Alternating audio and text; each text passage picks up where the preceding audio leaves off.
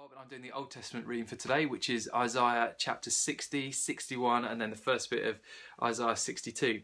And again, these are amazing passages that we're reading, that Isaiah is writing and receiving from God, these pictures of what's to come. So they're like kind of prophetic statements again of Isaiah 61 talks about, or 60 even talks about the future or the glory of Zion. So how good it's going to be when everything that needs to be achieved is achieved through God, and the fullness of God's presence and God's people being in God's place together. And it's kind of like this amazing, he paints this amazing picture of, and makes loads of references to light, and that actually when God's people live in community with him, in real communion with God, and where his presence is there, and they are living the way they should be in God's presence, there's just this radiance, this light, which is going to be attractive to all nations and all people groups as well. We've got something to take from that to begin with, which is, you know, the more we align ourselves with who God's made us to be and living the way that he's called us to,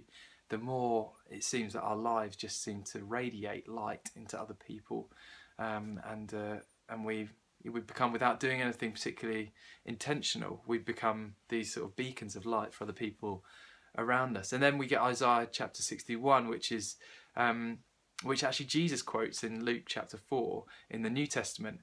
And there's this amazing passage that we read, which Jesus says, basically, he quotes Isaiah and he says, let me read a bit out to you. This is what I really want to focus on today. It's the Spirit of the Sovereign Lord is upon me, because the Lord has anointed me to preach good news to the poor.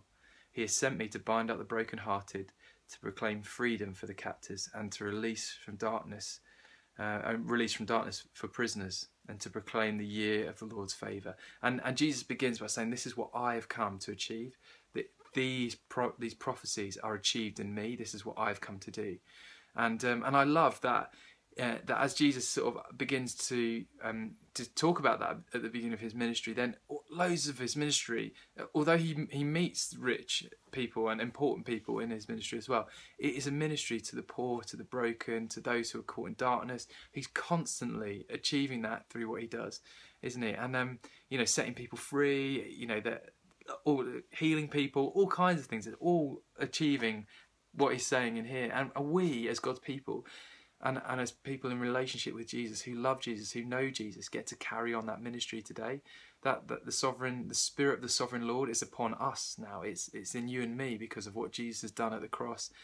We have the Holy Spirit in us, and that is releasing some of this stuff in our lives as well, that we might be people who would be people who bind up the brokenhearted, who would be people who proclaim freedom for captives and release for those who've been in darkness as well, and who preach good news, not just to the poor, but to all people. So there we go. We can be part of Jesus' mission as well today, because the Spirit of the Sovereign Lord is in you and it's in me. And this is what it's come to achieve in us as well.